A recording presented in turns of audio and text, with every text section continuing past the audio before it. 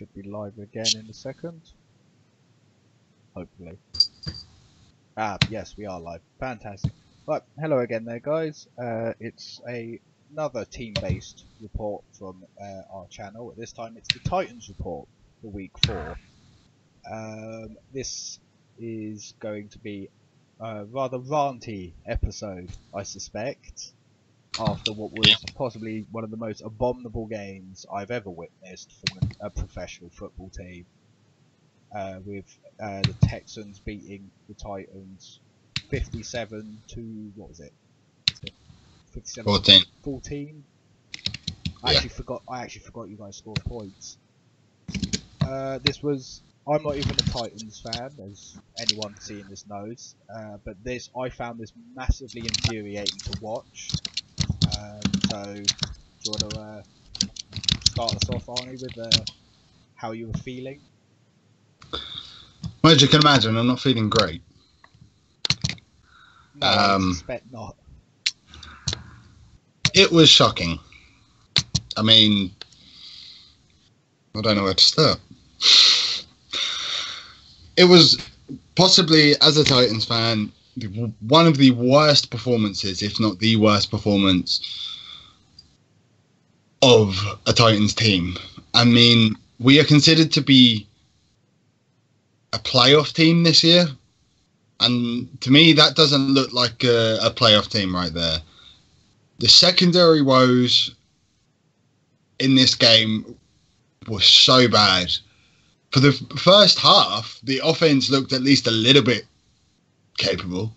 Competent. At least, yeah. I mean, we had those 2 drives where the 2 touchdown runs by Mariota, but Mariota still struggled in the game when he was healthy. I mean, he was overthrowing. It didn't like he was setting in his feet in motion at all. He was really, really struggling, and we've seen this for the last couple of weeks as well, that he has been struggling. Yeah, I think earlier I was when I was talking to Conboy, I think on the phone earlier, we were saying how it's odd how Mariota looks shell-shocked, yet he's playing behind the best O-line in football. So I don't know where this is coming from. He just doesn't. Yeah. I don't know what's happened to him. I don't know if his confidence has died over the season since that season-ending injury last year. But this isn't the Mariota we watched last year. Not even in the slightest. I don't know who this guy is. It is not Mariota. Well, I mean, I'm going to really start on the negatives because there's not a lot of positives in this game. So I'm going to try and end on a positive going into week 5. I mean, I'm just going to start on the offensive side of the ball. We struggled. We didn't even struggle to run the ball. But the game plan going into this game, I'm guessing, was the exact same game plan going into Seattle. Now, some of the play calling was very, very questionable. Mariota's 2 interception throws were overthrown, and I don't know how he managed to do them. It was, I mean, you're throwing to, I think the first one was to Delaney Walker, and and Delaney Walker has really good chemistry, so there shouldn't be any problems with the throws. But, I mean, this isn't the first time we've seen Mariota make those kinds of throws where it's like, why are you doing this? Like, he just looks uncomfortable in the pocket, and I'm not sure. I'm not quite understanding why. He clearly doesn't have the rapport with the receivers yet. But even then, the receivers in that game were getting open, but the quarterbacks couldn't throw them the ball at all. There was no pressure there for the most part of the game. So the offensive struggles I am putting down to play calling. I don't know whether we came into this game with too much confidence and we just thought, oh, okay, we've rolled over them. You know, we made a statement last week. We're gonna, we're coming and we'll just roll over the Texans and win this division. The main thing coming into this year is we were gonna win in the division. We can't even beat the leading champions, the reigning champions of the AFC South. Yeah, I mean, I think we've we mentioned this before this cast, was maybe the Titans bought into too much of their hype after last week. I mean, as you said, last week was, that was a statement game against the Seahawks. I mean, they're not... It was a dominant win last week. And this week, there needs to be some changes to play calling. Whether it's Terry Robitsky going, which, I mean, I know you yourself have never been a fan of him either. I haven't been a fan of him either. But I thought the first 3 games, the play calling on offense was pretty good. It wasn't great, but it was pretty good. And then this game, it's like watching the Titans from 2 years ago again when we went, 3-13 or 2-14? Either one. It was those 2 years were bad years. This looks like that Titans all over again. Yeah, I mean, I'll be honest with you. The first half of the game, it was like watching the Titans under Ken Wisenhunt. I mean, it was just, as we nicknamed him, Ken Wisenpun. It was just, you couldn't finish drives. You couldn't. If you didn't turn it over, you ended up punting it, and that was basically the story of this game. I mean, offensively, I mean, there's times for conservative play calling, but I saw no big plays, no good play calls drawn up at all during this game. It's just the same old conservative Titans that you've been since week 1. I mean, it's worked. It worked against the Seahawks, but against this Texans team, that type of play, especially when you're down, and we said last week, the biggest issue the Titans have got going into this season was the play calling. And if you guys are behind, which obviously you started off, there's no coming back using that play calling. No. I mean, the offense just, as we said, it was just not clicking on any cylinders. But I'll just get straight over to the defense, and this is where the most worries are. The biggest worry we had coming into this season was our secondary, and it showed. We are, statistically speaking now, we are the 29th ranked passing defense in the league. And that really showed in this week. I said in last week's podcast, we need to give some help to either Adoree Jackson or LaShawn Sims covering DeAndre Hopkins.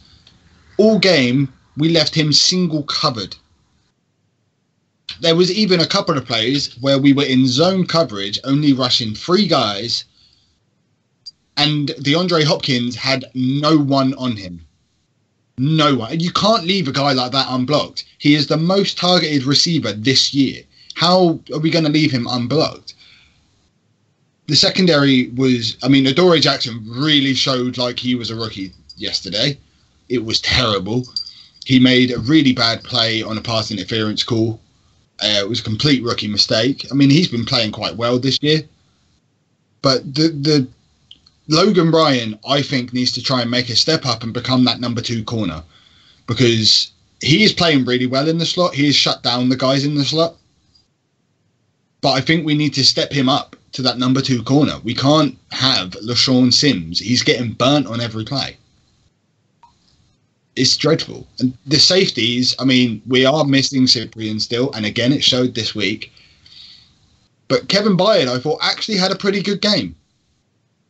He was trying to make help where he should be. He had the great interception. I thought Kevin Byard actually played pretty well.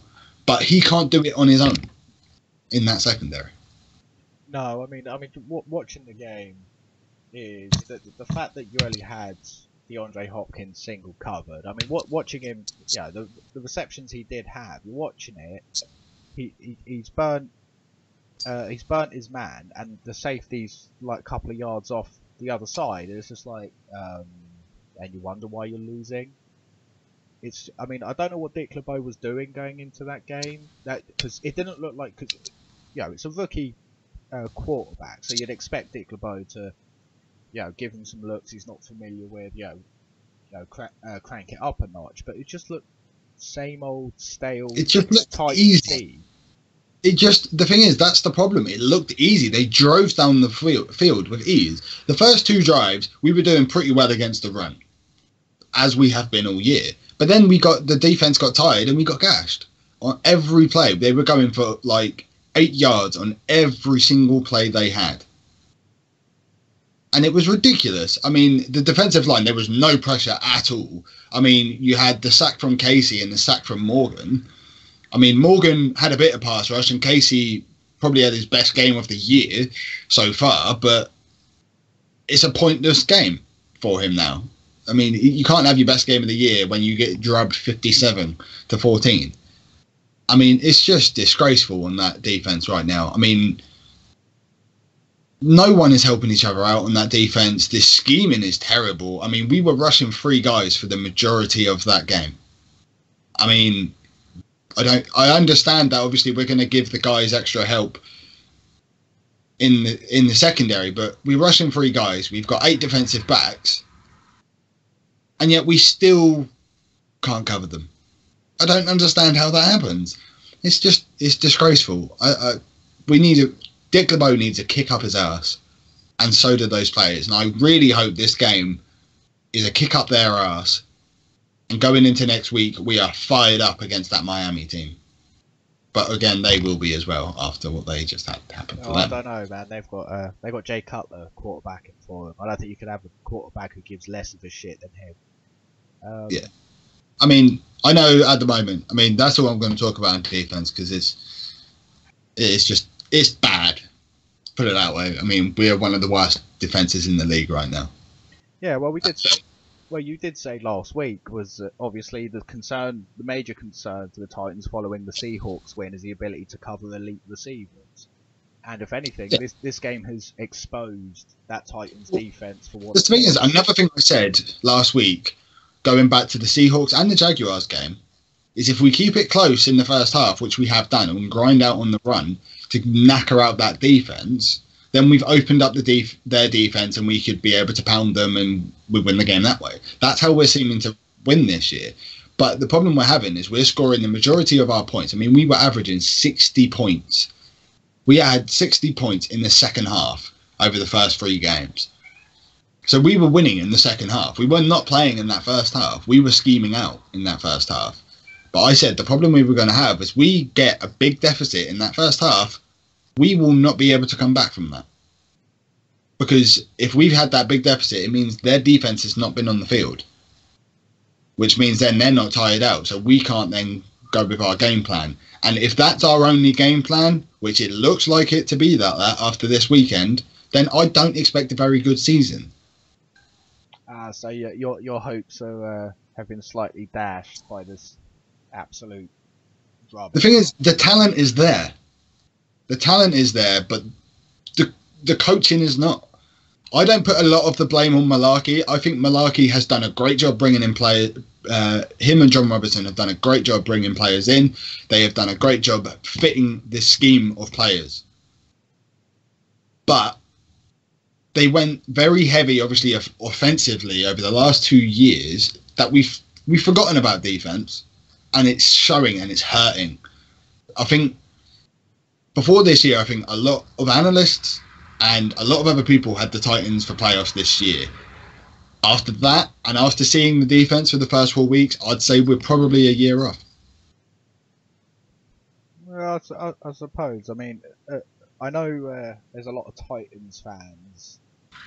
In one of the very rare cases of me reading fan forums for football teams, the rage I've seen online towards just the Titans in general after that game was biblical. I mean, you've got people calling for the head coach to go, all the coordinators to go. People just don't want Mariota anymore after that game. Not all of it's on Mariota. I mean, the one thing I do want to bring up, which I said to you this before, it's the one thing that annoyed me the most of this game. Mariota didn't get injured in that game. He tweaked his hamstring. That's not a pull out the game injury.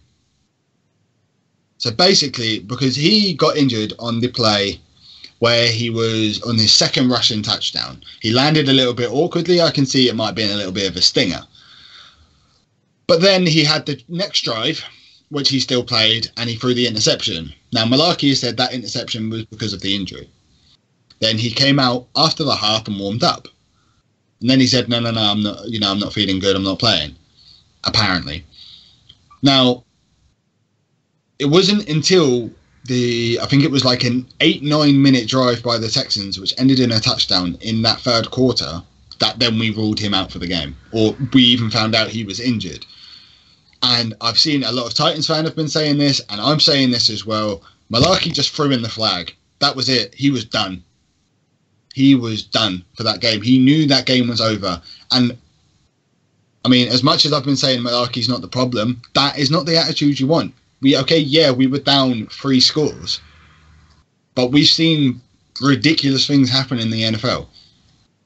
Yeah, you've got to keep your quarterback healthy for going on the years. You take the loss on the chin, but not against a division rival. Not like that. I mean, the other issue I do want to bring up as well, we need to get a better backup quarterback, because clearly if Mariota is injury prone, we need a quarterback that can step in and do the job. Matt Castle went 2 for 8 and 2 interceptions, one of which was returned for a touchdown, and I think he had 14 total yards. Oh, fun times. I didn't realise what his stats were. I'd kind of stopped paying attention to the game the minute they pulled Mariota out. Yeah, I mean, admittedly, so did I. But I mean, I went back to the game and it was painful, very painful. Yeah, I mean, start of the second half alone. I mean, I think I said I remember. I think we talked at halftime, and I said to you, all you need to do is just hold them, don't let them score on the opening drive. They did, and then as far as I'm concerned, from what I saw, the minute that touchdown happened, the entire team gave up. As far as I'm concerned, from what we gave up after the first pick. Yeah, you can see it. Yeah, that momentum change was huge. We gave up straight away. Yeah, I mean, you shouldn't be seeing 57 points put up against a NFL caliber team. I mean, that's college ball shenanigans. But I mean, even the worst teams in this league very, very rarely get a 50 burger put up on it. No, but I mean, it tends to happen about, like I was looking yesterday, it happens about once a year. Apparently we were that one. Yeah, but it happens once a year against, teams that are basically done for or in full rebuild mode. I mean, the Titans, you weren't favourites to make the Super Bowl, but you were favourites for the AFC South.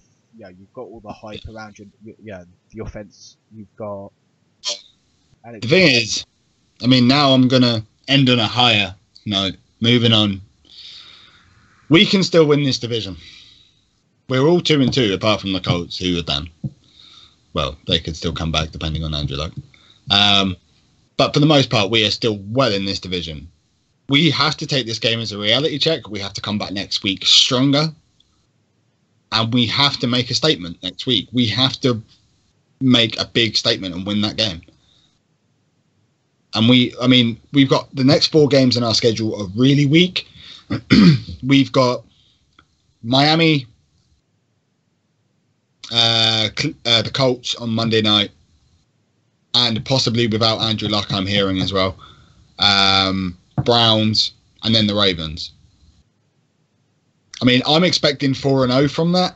I mean, 3-1 I could be justified, but I'm expecting that 4-0 there, because if we get that, that should be the division. We should be okay then. But the high note from the game, and the only high note from the game, I mean, I don't know how much you can put on this on the line, is the offensive line again. Yeah, it seems apart from the only thing. Apart from the 2 sacks we gave up in the fourth quarter, the offensive line played well. I mean, Texans defense didn't play that well in the game, to be honest. They didn't need to. JJ Watt got handled, but then again, they were only rushing 3 guys for the majority of the game.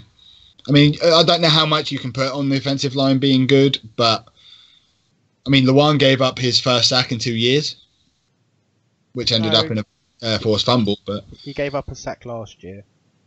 Oh, okay. So he's averaging 1 a year. I think that was against Clowney as well. But the offensive line is always the strength of the team, and they didn't give up. They really didn't. It's a very strong unit. I've always said this. But I mean, moving on to next week, as I said, we have to it has to be a statement game, because I'm very annoyed by that loss, and I'm sure a lot of other Tennessee fans are as well. We need some sort of change. We need to look at our schemes and what we're doing. Well, this is something we touched on last week about the play calling. I don't think either of us have really approved of the play calling all year. I mean, you did enough to win that Seahawks game, but I've not seen anything spectacular, especially with the pieces the Titans have in place. Yeah, I'm including the defensive side of the ball on this, because you've got a good solid front seven there. But this game, defensively scheming, I mean, outside backers were non-existent for the first time this year. Casey was getting no help. but that's the thing. We were getting no pressure with a subpar offensive line by the Texans. Yes, it's really weird, because I mean that Texans O-line isn't that much worse than the Seahawks O-line you faced last week. So Yeah. God knows what happened there. It's just apparently the minute Mariota threw that first pick, the Titans just threw in the towel. And if you want to be a playoff team, you've got Can't do that. No, you've got to fight. Next week will show if that is the Titans that we're going to see all year, or if we're going to come out and mean business and play some ball. Yeah, I think next week. My opinion changes next week, because I'm very, very disappointed to be a Titans fan right now. I'm still not going to give up, but I'm very disappointed to be a fan. Yeah, I think next week the Miami game is way more important than it should have been. Really, I mean, both teams. Both teams. Yeah, I mean, going into this game, you know, we all of us on the podcast last week even pretty much said, you know, that the Titans versus Texans, this game's pretty much a gimme, to be honest with you. But we were. I mean, a lot of people are saying it's a trap game, but it's not. What, the Texans or the Dolphins game? The Texans was a trap game. It's not. No, it's a division rival. It's not really a trap game. But yeah, no, you better hope. Yeah, that Miami game is way more important than it should be. I mean, the Dolphins are doing terrible this year, so there's no reason why you shouldn't win. But we said the same about the Texans, so it is what it is, I suppose. Well, we can get on to next week and hope for the best, and yeah, try and end on a bit positive, but yeah, it's hard to do with that loss. Yeah, I just hope it doesn't happen again this season. Yeah. So, any last thoughts by that one? I'm hoping Corey Davis is back next week and gives that offense a bit of a flair. I want to get going early in this game. We haven't done it yet. I want to get going early. I want that run game to be pounding. If we can get that run game going early, we will win that game by far. And it will also be an interesting matchup in the trenches, because you've got your O-line going up against Sue and Cameron Wake. Yeah. So it's going to be interesting battle in the trenches next week. All I've really got. Secondary holds up. Yeah, I mean, all I've really got to say about it is I'd fire the offensive coordinator, but that's just me. Right. I'm in the two minds of saying that about Dick LeBeau at the moment, but we'll see. Yeah, we will see. To be honest, if the Titans can, if this carries on, there will be change in Tennessee in the next few weeks. Mark my words. Oh yeah, definitely. You guys will go into full kind of not rebuild mode, but kind of emergency mode, and might get rid of one or both coordinators and get someone else in. The thing is, the pieces are there. We just need the right people to lead us. Yep. I mean, look at the Rams with Sean McVay. Exactly. They had a lot of the pieces there. They got in a couple of receivers. They got in the head coach, and look at them now. Yep. Probably one of the most. Maybe this all we're needing is the offensive coordinator or defensive coordinator. Yep. Or both. Or both, indeed. Right. Well, that pretty much sums that all up. That's pretty much the end of this thoroughly disappointing game. So if you guys just want to, leave a comment below what you thought of that game. If you're a Texans fan, you are welcome to rub salt in the wound, as it were. Of course, like and subscribe. It helps spread it around the YouTubes, so more people get to see us. And And that should be it. We will see you tomorrow with our normal podcast, which, as I said when we just did the Bucks banter episode, has been moved to Tuesdays now. So we'll see you again tomorrow. That's pretty much it for me, Arnie. Yeah, hopefully next week on this we will be in a bit of a better mood and a bit more smiling, and hopefully back to business. Indeed, there is no tighten up this week. It's tighten, don't show up this week, as far as I'm concerned. Yes, it is. Right. Well, we'll see you later then, guys.